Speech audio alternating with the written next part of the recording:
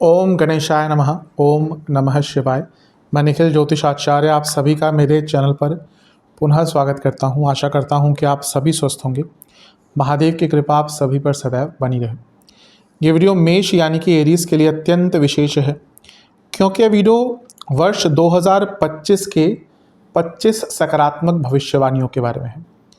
अक्टूबर का महीना आ चुका है, देखते ही देखते हम वर्ष के अंत की तरफ जा रहे हैं। समय एक ऐसी चीज़ है जो बस हाथों से रेत की तरह फिसलता ही रहता है। इसलिए जो व्यक्ति पहले ही अपने समय का मूल्य जानना चाहता है या अपने समय का मूल्य बनाना चाहता है, उनके लिए आने वाले समय में क्या क्या हो सकता है ग्रहों की स्थिति द्वारा, यह जानने के लिए जो सकारात्मक भविष्यवाणियाँ हैं ये बहुत महत्वपूर्ण होती हैं। ये जो वीडियो है ये कोई वार्षिक राशिफल नहीं है। आने वाले समय में मोस्ट प्रोबेबली नवंबर में मैं वार्षिक राशिफल भी बनाऊंगा। उसमें हर चीज़ को, अच्छा बुरा सब कुछ मैं सम्मिलित करूंगा, हर टॉपिक को। लेकिन इस वीडियो को बनाने का औचित्य केवल ये है कि जब हम एक साल की शुरुआत करने वाले हैं, हम एक नए वर्ष की तरफ जा रहे हैं। हर बार करता हूँ, ये पिछले 2 या 3 साल से मैं कर ही रहा हूँ। आई थिंक 2 साल से तो कर ही रहा हूँ। तो वर्ष की शुरुआत सकारात्मकता के साथ हो। क्या सकारात्मक पहलू हैं ग्रहों के, वो हमें ज्ञात हो, ताकि एक ऊर्जा भी आपकी सकारात्मक रहे। अगर हमारी ऊर्जा सकारात्मक होती है, हमारी सोच सकारात्मक होती है, तो उसका प्रभाव भी अवश्य सकारात्मक ही होता है। तो इस वीडियो में मैं 25 सकारात्मक भविष्यवाणियों की बात करूंगा मेष के लिए।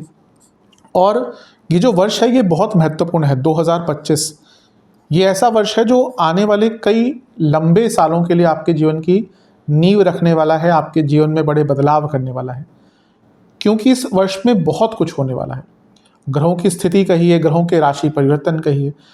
मैं कुछ अगर हाईलाइट से बताऊं तो शुरू में ही गुरु मार्गी हो जाएंगे फरवरी में। मंगल पतित हो जाएंगे। ये मंगल जो ग्रह हैं वो पतित हो जाएंगे। इसके साथ ही शुक्र इस साल बहुत लंबे अरसे तक वो उच्च के रहेंगे, क्योंकि बीच में वक्री भी हो जाएंगे।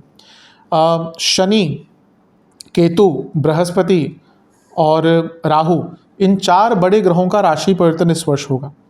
और सबसे इम्पॉर्टेंट हाईलाइट इस वर्ष की, सबसे इम्पॉर्टेंट, देवगुरु बृहस्पति अतिचारी, यानी कि वो बहुत तेज गति से भागने वाले ग्रह होंगे इस वर्ष में।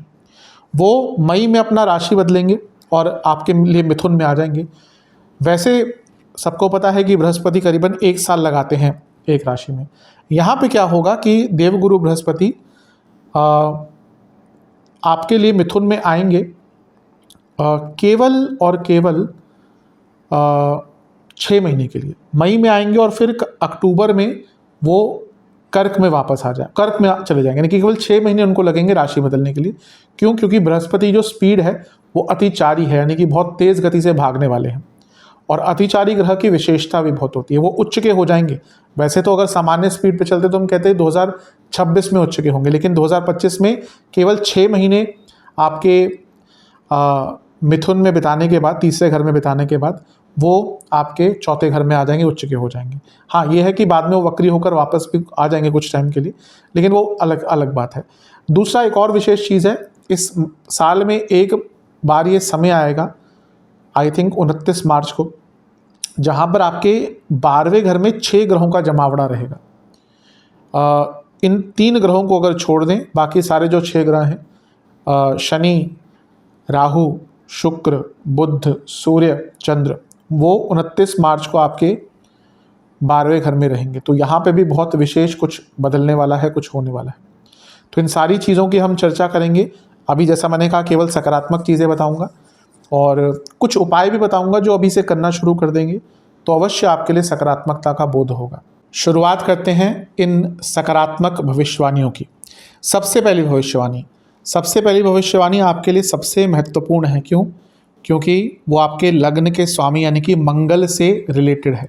मंगल दिसंबर में वक्री हो चुके होंगे, दिसंबर 2024 में।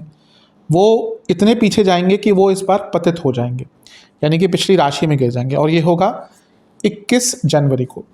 ग्रह जब पतित अवस्था में होता है तो थोड़ा सा संवेदनशील होता है, नेगेटिव भी हो जाता है, लेकिन यहाँ पे हम केवल अच्छी चीज़ों की बात करें तो यहाँ पर सकारात्मक क्या हो सकता है। ग्रह जब पीछे गिरता है वापस, इसको पतित ग्रह कहते हैं, इंग्लिश में इसको फॉलन प्लैनेट कहते हैं।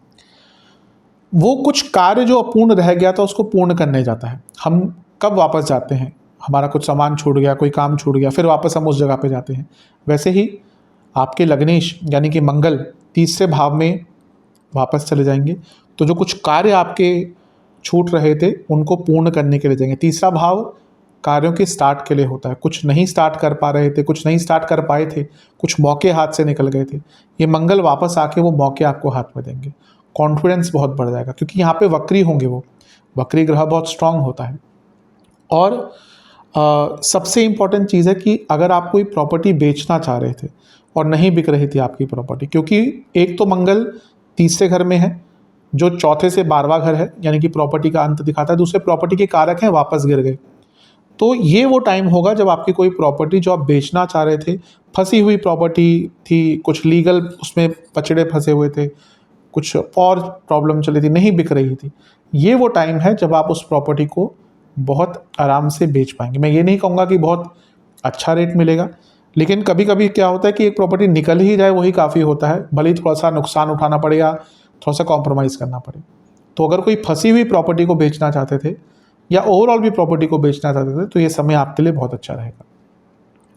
अगला जो सेकंड भविष्यवाणी है वो है देवगुरु बृहस्पति का मार्गी हो जाना। वक्री अक्टूबर में हो गए थे, तो 4 फरवरी को देवगुरु बृहस्पति आपके दूसरे भाव में मार्गी हो जाएंगे, और जैसे ही वो मार्गी होंगे, धन स्थान में है तो रुका हुआ पैसा वापस आएगा। प्रमोशन के योग बन जाते हैं, क्योंकि वो आपके भाग्येश भी हैं और करियर के एक भाव में बैठे हुए हैं, तो प्रमोशन का योग बनता है। घर में पैसा बढ़ेगा क्योंकि कुटुंब भाव में है। जैसे ही मार्गी होंगे, सीधा चलना शुरू करेंगे, जो आपके पैसे अटके हुए थे घर के, आपके आना शुरू हो जाएंगे, और घर में या पूरी फैमिली के जो इनकम सोर्सेस हैं वो बढ़ेंगे। और क्योंकि ये कुटुंब भाव है, अगर कोई अपने घर में कोई इशू चल रहा था, कोई लड़ाई झगड़े चल रहे थे, उनको भी सॉल्व करने के लिए देवगुरु बृहस्पति आपको साल के शुरुआती भाग में ही बहुत मदद करने वाले हैं। तीसरी भविष्यवाणी ये बहुत अच्छी है, क्यों? क्योंकि शुक्र इस वर्ष उच्च के रहेंगे बहुत लंबे अरसे तक, जनवरी से मई तक। शुक्र आपके 12वें घर में आ जाएंगे 28 जनवरी को, और 31 मई तक वो मीन में ही रहेंगे, 12वें घर में ही रहेंगे। वैसे तो शुक्र का गोचर अगर देखा जाए तो वो करीबन 1 महीने के आसपास, 28 दिन के आसपास एक राशि में रहते हैं, लेकिन एक विशेषता होती है शुक्र की और मंगल की, ये बार बार वक्री नहीं होते। जैसे बुध तो इसमें दिखाया नहीं मैंने, बुध साल में 3-4 बार वक्री हो जाएंगे। शुक्र और मंगल ये करीबन 2 साल 2.5 साल में एक बार वक्री होते हैं, लेकिन जब ये वक्री होते हैं तो लंबे अरसे के लिए, मतलब कि 4 महीने 5 महीने के लिए होते हैं। क्यों? क्योंकि इनकी स्पीड सूर्य के आसपास ही होती है, तो सूर्य पे ही निर्धारित होता है कि कोई ग्रह वक्री कब होगा, इसलिए लंबे टाइम तक ये वक्री रहते हैं। अब शुक्र यहाँ पे वक्री हैं तो काफ़ी लंबे समय तक अभी तो वक्री नहीं होंगे, ये यहाँ पे आएंगे ही, बीच में वक्री होंगे, लेकिन मेन चीज़ क्या है, वो उच्च के होंगे, एग्जॉल्टेड हो जाएंगे। और 12वें घर में आपके लिए उच्च के शुक्र और भी अच्छे, और 12वें घर के शुक्र तो और भी अच्छे। सबसे अच्छा ये साल आपके लिए जाने वाला है।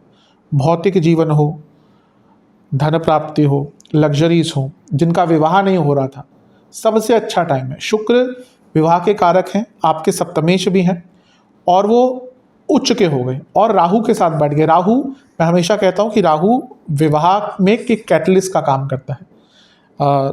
मेरे पूजनीय गुरु श्री किरण राव जी, वो हमेशा एक बात कहते थे कि राहु ब्याहु होता है, उसको कई जगह पे ब्याहु कहा जाता था, बल्कि राहु भी कभी कभी नहीं, हमेशा एक विवाह का कारक की तरह काम करते हैं, कैटलिस्ट का काम करते हैं। अब ये नहीं कहूँगा कि राहु के पीरियड में अगर शादी हुई तो वो अच्छी ही जाए, क्योंकि कभी कभी राहु भ्रमित भी करता है, और कुछ शादियां जो राहु के प्रभाव में होती है वो बहुत अचानक से हो जाती हैं, लेकिन कभी कभी उसका नेगेटिव प्रभाव भी होता है, लेकिन खैर वो अलग चर्चा है।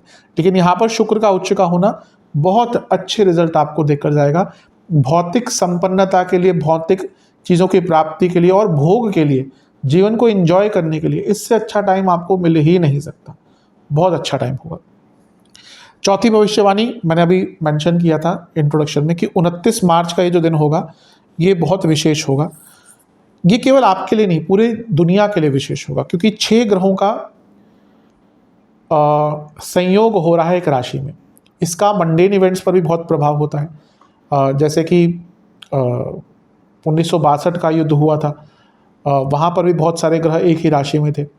पीछे मुझे याद है बहुत पहले, आज से 2-2.5 साल, जब रशिया और यूक्रेन की लड़ाई हुई थी, तो उससे पहले भी ये हुआ था। मैंने भविष्यवाणी भी चैनल पर करी थी, बहुत पुरानी बात है। अब यहाँ पे भी ये हो रहा है तो उसका प्रभाव मंडेन इवेंट पे भी होगा, लेकिन यहाँ पर हम आपकी बात कर रहे हैं। तो 12वें घर में इतने सारे ग्रह, ये 4 तो होंगे ही, इसके साथ बुध और चंद्रमा भी होंगे। उनको मैंने अंकित नहीं किया कि उनका ज़्यादा इसमें योगदान नहीं था। तो 6 ग्रहों का प्रभाव 12वें घर पे, ये एक तो विदेश से बहुत लाभ दिखाता है, और दूसरा अपने जीवन में अगर आपको नई शुरुआत करनी थी, हार गए थे, थक गए थे, अब कुछ नहीं बचा जीवन में, अगर ऐसी पोजीशन भी थी ना, तब भी ये ग्रह मिलकर आपको कोई नई शुरुआत करने का मौका देंगे। आपका बिजनेस में नुकसान हो गया, पैसा नहीं बचा, लोन है, सब कुछ है, कहीं ना कहीं से रास्ता आएगा, कहीं ना कहीं से कुछ रास्ता मिलेगा, और आपको अवश्य जीवन के एक नई शुरुआत के मौका मिलेगा। तो ये थी आपकी चौथी भविष्यवाणी। चलते हैं छठी भविष्यवाणी की तरफ। अभी मैंने शनिदेव की बात करी थी, मैंने कुछ ग्रहों को हटा दिया है वहाँ से क्योंकि कन्फ्यूजन ना हो। वो तो 29 मार्च को बहुत सारे ग्रहों का जमावड़ा होगा ही।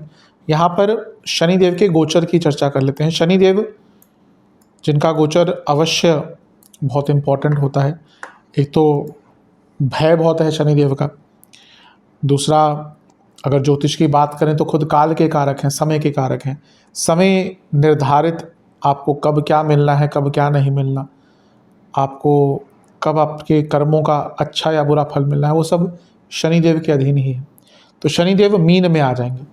एक तो ये कहना कि सब कुछ खत्म होने वाला है, कई जगह वो चर्चाएं चल रही हैं, ठीक है, ऐसा कुछ खत्म नहीं होता। और शनि के ऐसे, अब क्या है ना कि कई लोगों के पास ज्योतिष की क्या कहूँ मैं कि नॉलेज है कि नहीं, लेकिन इतना ग्लैमराइज और इतना सेंसेशनलाइज कर देते हैं कि शनि मीन में आना। शनि तो हर 30 साल में मीन में आते हैं कि सब खत्म हो जाए, कुछ खत्म नहीं होने वाला। हाँ, 2025 का वर्ष संवेदनशील रहेगा, मैं ये नहीं कह रहा, बहुत कुछ बदलेगा।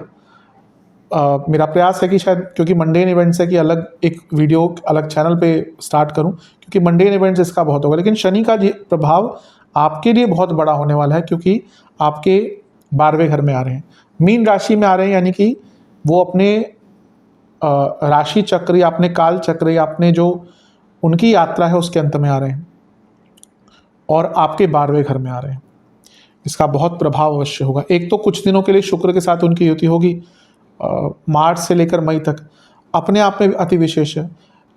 शनि क्या है, लाभेश है, शुक्र क्या है, धनेश है, सप्तमेश है। बिजनेस हो, करियर हो, विदेश से पैसा हो, राहु भी बैठे हैं तो विदेश से पैसा भी आ गया, गुप्त पैसा है, अलग सोर्सेज ऑफ इनकम है, कुछ इलीगल करते हैं, अनकन्वेंशनल करते हैं, छुपा के करते हैं, नॉर्मल से हट के करते हैं, तो वो सब हर चीज़ में वृद्धि होगी।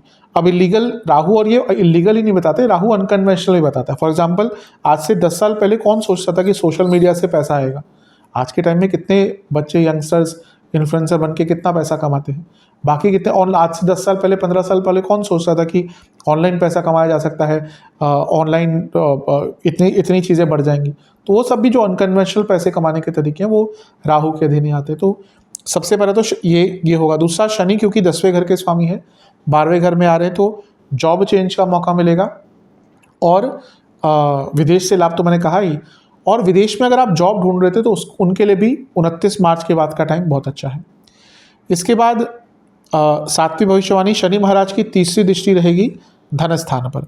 ये अपने आप में बहुत उच्च कोटि धन का योग है। क्यों?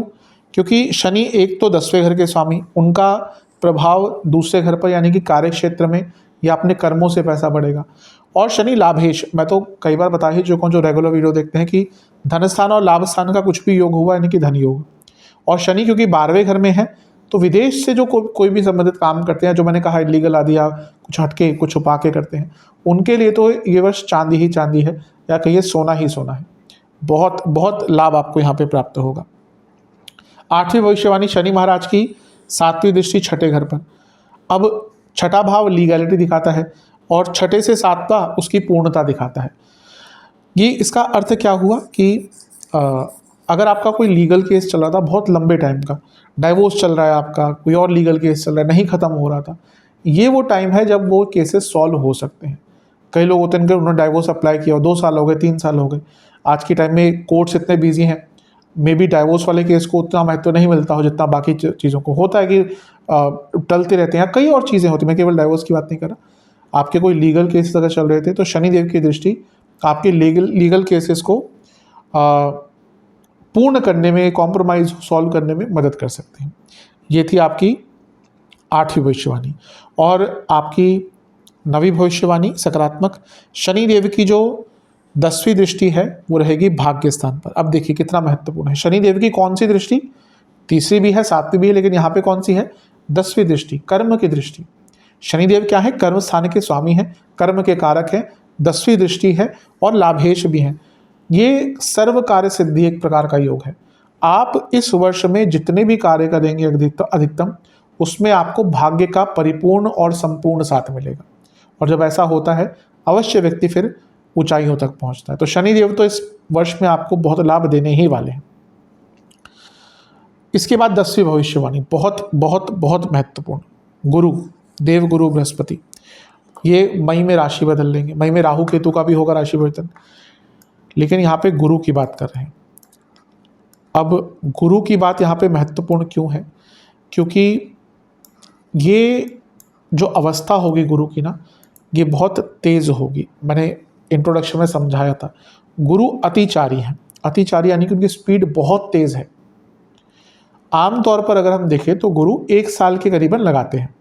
फॉर एग्जाम्पल 2024 में गोचर हुआ बृहस्पति महाराज का 1 मई को, जितना मुझे याद है। 25 में होगा 15 या 14 मई के आसपास, हाँ 14 मई, 1 साल। अब जो स्थिति रहेगी गुरु देवता की वो ये रहेगी कि उनकी स्पीड बहुत ज़्यादा हो जाएगी, यानी कि वो केवल 6 महीने में ही अपना राशि बदलकर कर्क में आ जाएंगे। ऐसा नहीं कि वहीं पे रहेंगे, वो कुछ दिसंबर में वापस पतित होकर वापस आ जाएंगे या फिर कहीं अपने नॉर्मल जगह पर वापस आ जाएंगे। लेकिन ये अतिचारी गुरु हैं। कोई भी ग्रह जब अतिचारी होता है वो भी गुरु जैसा, उनकी जो कोई भी रिजल्ट देने की कैपेसिटी होती है ना, बहुत बढ़ जाती है। तो आपके तीसरे घर में गुरु का आना यानी कि निर्भय हो जाएंगे आप, रिस्क टेकिंग कैपेसिटी आपके अंदर बहुत आएगी, स्किल्स बहुत आप सीख पाएंगे, जो स्किल्स आपने सीखे हुए हैं वो काम आपके आ पाएंगे, और ये इच्छा की पूर्ति का योग दिखाता है। तीसरे घर में अतिचारी बृहस्पति जो भाग्य स्थान के स्वामी, आपके इस वर्ष यानी कि मेष वालों का 2025 ये वर्ष आपकी इतनी इच्छाएं पूरी होंगी शायद जो आप अभी सोचकर नहीं बैठे थे। तो बृहस्पति का अतिचारी प्रभाव आपके लिए बहुत अच्छे रिजल्ट लेकर जाएगा। चलते हैं 11वीं भविष्यवाणी की तरफ। 11वीं भविष्यवाणी ये है कि बृहस्पति जब आपके तीसरे घर में आ चुके हैं तो उनकी जो 5वीं दृष्टि है वो पड़ेगी आपके 7वें घर पर। ये अपने आप में 7वें भाव को बहुत एक्टिवेट कर देता है, और जैसा मैंने कहा बृहस्पति खुद अतिचारी है, यानी कि क्विक रिजल्ट्स देंगे, बहुत तेज़ रिजल्ट देंगे। जिनका विवाह नहीं हो रहा था, विवाह बहुत तेज़ गति से यानी कि आराम से हो जाएगा। और बिज़नेस के लिए भी बहुत अच्छा ये योग रहेगा, क्योंकि जो लोग बिज़नेस स्टार्ट करना चाहते हैं या बिज़नेस में कुछ चेंजेस लाना चाहते हैं उनके लिए ये जो बृहस्पति का गोचर होगा वो बहुत विशेष रहेगा। बिज़नेस में कुछ बदलाव करने हैं, स्पेशली जो लोग बिज़नेस स्टार्ट करना चाहते हैं ना, जो कर रहे हैं उनको तो लाभ मिलेगा ही, कोई डाउट ही नहीं है, क्योंकि बृहस्पति भाग्येश है, वृद्धि के कारक हैं, तीसरे घर में बैठे हैं जो सप्तम से नवम है, सब अच्छा है। लेकिन कई लोग होते हैं जो बिज़नेस स्टार्ट करना चाहते हैं, और बिज़नेस स्टार्ट करना ठीक है, अगर आपके पास बहुत पैसा है, बहुत बैकअप है, वो कोई मुश्किल चीज़ नहीं होती। लेकिन एक नॉर्मल व्यक्ति के लिए जो जॉब करता है, थोड़ी बहुत सेविंग करी है, उसके लिए वो बहुत बड़ा निर्णय होता है कब बिज़नेस करें। कई लोग कंसल्टेशन में यही पूछते हैं कि बिज़नेस करना चाहिए कि नहीं करना चाहिए, कब करूं, क्योंकि ऑब्वियसली उसमें पैसा इन्वॉल्व होता है, बहुत कुछ इन्वॉल्व होता है, रिस्क होता है। जॉब कर रहे हैं तो हर महीने के अंत में पैसा आएगा, बिज़नेस करें चले ना चले वो तो बहुत रिस्क वाली चीज़ होती है। तो ऑब्वियसली इम्पॉर्टेंट इवेंट होता है, तो वहाँ पर भाग्य साथ देना चाहिए, और ये वो टाइम है जब बिज़नेस स्टार्ट करने का आपको मौका मिलेगा। 12वीं भविष्यवाणी, जुपिटर बृहस्पति महाराज की जो 7वीं दृष्टि है वो है भाग्य स्थान पर। भाग्य तो बढ़ेगा ही, जैसा मैंने कहा ही था। इसके साथ ही ये संतान का योग भी बन जाता है। कैसे? क्योंकि बृहस्पति पंचम से पंचम को देख रहे हैं, संतान का योग बनता ही है। और वैसे भी देखें तो बृहस्पति पंचम से लाभ में बैठे हैं, तो संतान का लाभ भी यहाँ पे दिख रहा है। दूसरी चीज़, जिनका सेकंड मैरिज नहीं हो रहा था, नवम भाव पर बृहस्पति की दृष्टि सेकंड मैरिज के लिए योग बना देते हैं। तो अगर आपकी पहली शादी नहीं चल पाई और अगर आप सेकंड मैरिज की तरफ जाना चाहते हैं तो ये जो वर्ष है आपके लिए बहुत अच्छा रहेगा। और हायर एजुकेशन के लिए अगर आप स्टूडेंट्स हैं तो हायर एजुकेशन की तरफ जाना चाहते हैं, या फिर अगर आप काम भी करें, कई बार होता है कि जैसे कई टेक्निकल जॉब्स होती हैं, आईटी आदि हो गया, वहाँ पर या और भी होती हैं कई लोग। अभी रिसेंटली मैं एक हॉरोस्कोप देख रहा था, वो महिला अच्छी खासी सरकारी जॉब कर रही थी, राहु की अंतर्दशा आई, अंत में तो वो अपना कार्य बहुत अच्छी जॉब छोड़कर वो विदेश में चले गई पीएचडी करने। तो कहीं ना कहीं नवम भाव का, अष्टम भाव का एक्टिवेशन था वहाँ पर, अच्छा कर रही हैं अभी भी, और आगे भी उनकी क्योंकि कुंडली बहुत अच्छी थी मुझे याद है। तो ऐसा नहीं कि सिर्फ बच्चे ही करते हैं, आगे भी कई लोगों की चेष्टा होती है कि कुछ हायर स्टडीज़ कर पाएँ, अपने आप को अपग्रेड कर पाएँ।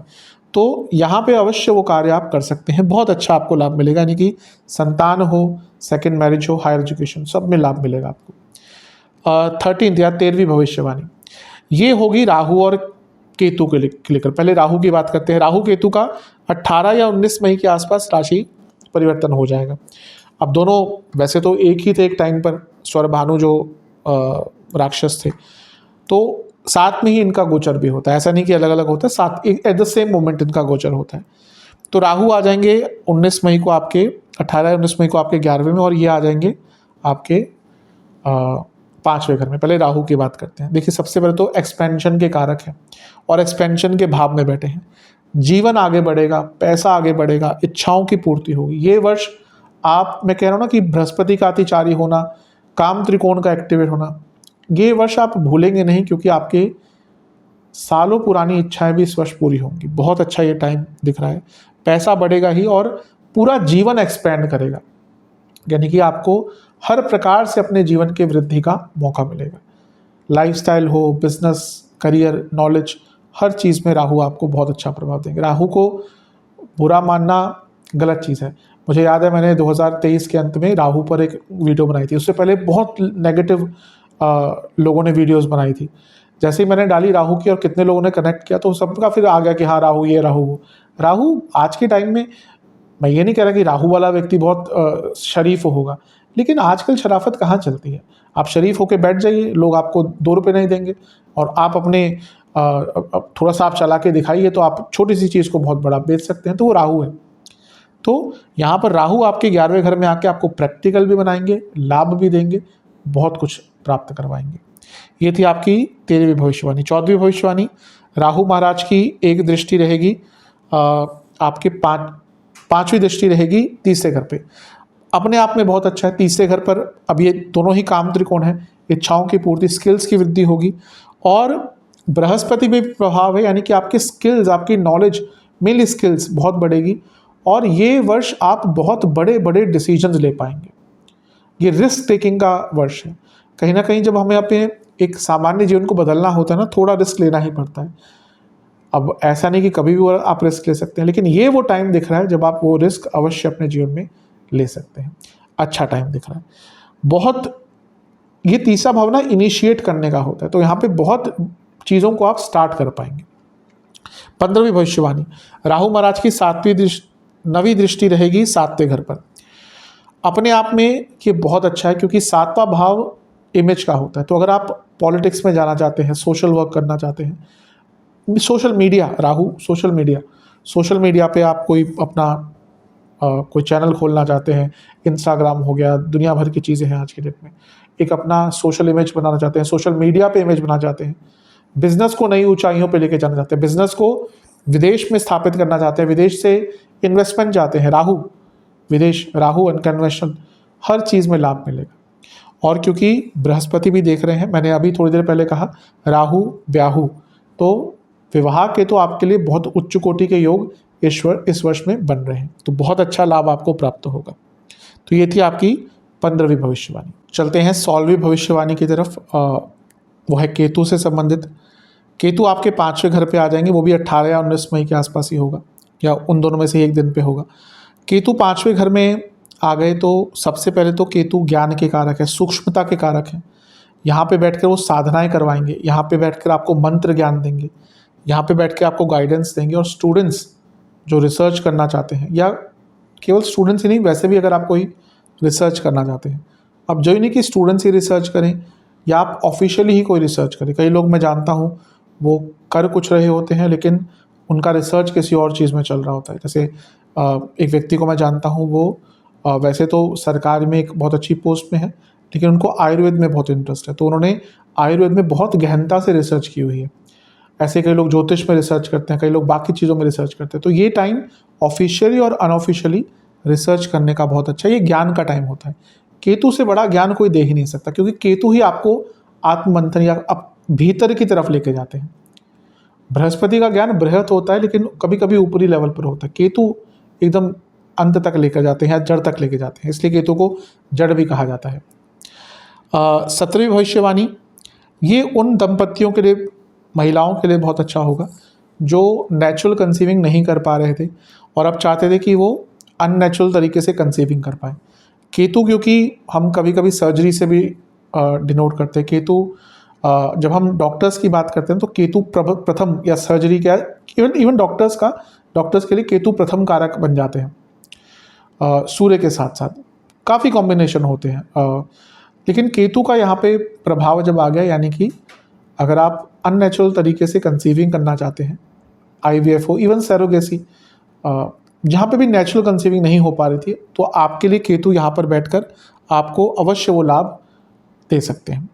18वीं भविष्यवाणी, केतु महाराज की एक दृष्टि यानी कि 5वीं दृष्टि रहेगी नवम भाव पर, और नवम भाव जो है वो भाग्य स्थान होता है, लेकिन अगर देखिए दोनों ही पूर्व जन्मों के कर्मों का भाव होता है, पंचम से पंचम। तो एक तो इस टाइम पे अपने पितरों के लिए बहुत दान कीजिएगा। अगर आपकी कुंडली में पितृ दोष आदि है, कि सबसे अच्छा वर्ष होगा कि जितना आप उनके लिए दान करें, कोई पूजा पाठ कराएं, उसका लाभ काफ़ी आपको अच्छा मिलेगा। दूसरा, अपने पूरे जीवन को ठीक करने के लिए, क्योंकि ये रिस्पॉन्सिबिलिटीज़ का भाव भी होता है। धर्म का मतलब केवल वो पूजा पाठ नहीं होता, धर्म का मतलब आपकी रिस्पॉन्सिबिलिटी। आपका धर्म क्या है? धर्म धारणीय है। मनुस्मृति में क्या लिखा हुआ कि आप क्या करते हैं, आपकी रिस्पॉन्सिबिलिटी क्या है, वो भी आपका धर्म है।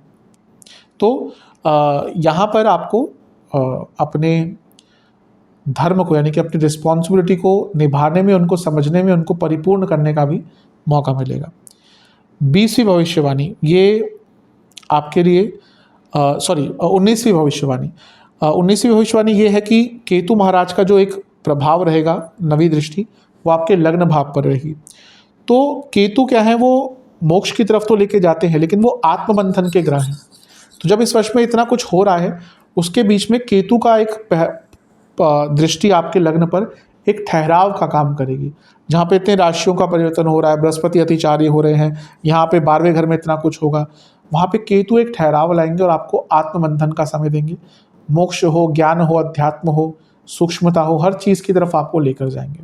बहुत अच्छा प्रभाव यहाँ पर केतु का लग्न पर हो सकता है। अब क्योंकि मैं केवल सकारात्मक चीज़ों की बात कर रहा हूँ, इसलिए नकारात्मक नहीं कहूँगा, फिर भी एक इंडिकेशन देता हूँ, सेहत का ध्यान दीजिएगा। केतु का प्रभाव लग्न पर कभी कभी नेगेटिव होता है। 20वीं भविष्यवाणी, ये है शनि और बृहस्पति का मिलकर प्रभाव। कहाँ पर होगा? शनि की 10वीं दृष्टि, बृहस्पति की 7वीं दृष्टि। ये दोनों का जो प्रभाव होता है, डबल ट्रांजिट जो थ्योरी है, ये अति विशेष होती है। जिस वर्ष में आपका शनि बृहस्पति से कोई भाव सम्मिलित रूप पर प्रभावित हो गया ना, मान लीजिए वो भाव सबसे आपका एक्टिवेट हो गया, और यहाँ पे क्या है? भाग्य। तो भाग्य तो बदल के रहेगा इस वर्ष, क्योंकि भाग्य का आपको बहुत साथ मिलने वाला है, और जब भाग्य का साथ मिलता है तो कोई रोक नहीं सकता। तो ये थी आपकी 20वीं भविष्यवाणी। और 21वीं भविष्यवाणी ये है कि जून के महीने में करीबन 15 जून के आसपास सूर्य और बृहस्पति की जोड़ी होगी। कहाँ पे? 30 घर में। और बृहस्पति अतिचारी, और सूर्य ने ही उनको अतिचारी किया है, क्योंकि कोई भी ग्रह जब सूर्य के बहुत पास होता है तो उसकी स्पीड बढ़ती है। तो यहाँ पर क्या हो रहा है ना कि आपके लिए प्रमोशन के योग बहुत बन सकते हैं, क्योंकि सूर्य बृहस्पति एक प्रकार से प्रमोशन करवाते हैं। अब क्योंकि वो सप्तम से त्रिकोण भाव है, स्पेशली जो गवर्नमेंट जॉब करते हैं, वैसे भी प्रमोशन के योग आपके जून के महीने में बहुत ज़्यादा बढ़ जाते हैं। ये थी आपकी 21वीं भविष्यवाणी। चलते हैं आपकी 22वीं भविष्यवाणी की तरफ। वो है मंगल महाराज की, क्योंकि मंगल 7 जून को आपके पंचम भाव में आ जाएंगे, और अंगारक दोष तो बनेगा, उसके अलग इम्प्लीकेशंस हैं, लेकिन यहाँ पे जैसा मैंने कहा हम सकारात्मक चीज़ों की बात कर रहे हैं। तो मंगल क्या है? लग्नेश हैं, तो उनका यहाँ पे राहु केतु एक्सेस में फंसना, यानी कि आपको कुछ अलग करने पे मजबूर करेगा, और पंचम भाव में है, यानी कि आपको इतने आइडियाज़ आएंगे और कुछ हटकर करने का मौका मिलेगा जो आपके पूरे जीवन को इम्पैक्ट कर पाएगा और आपके जीवन को बहुत आगे लेके जाने की क्षमता आपके अंदर इस मंगल के गोचर से हो सकती है। मंगल लग्नेश है और यहाँ पर बैठ के क्योंकि वो आपके लाभ स्थान को भी देखेंगे तो अवश्य भौतिक जीवन हो, और लेकिन क्योंकि केतु के साथ है तो मानसिक या कहिए आध्यात्मिक चीज़ें हो या फिर सूक्ष्म चीज़ें हो, उसमें सब में आपको बदलाव करने का मौका मिलेगा। 23वीं भविष्यवाणी ये अति विशेष है। मैंने कहा ना कि बृहस्पति अतिचारी है, तो वो 19 अक्टूबर को आपके चौथे घर में आ जाएंगे केवल करीबन 6 महीने के अंतराल के बाद, और उच्च के हो जाएंगे। उच्च के बृहस्पति वो भी अतिचारी, आपको और क्या चाहिए। चौथे घर में प्रॉपर्टी, वाहन, हर चीज़ का लाभ आपको देकर जाएंगे।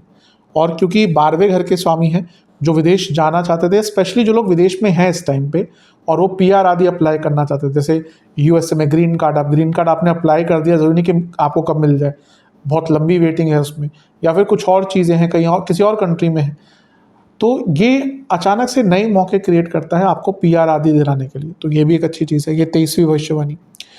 24वीं भविष्यवाणी कि बृहस्पति जैसे ही उच्च के होंगे तो उनका एक प्रभाव रहेगा 10वें घर पर।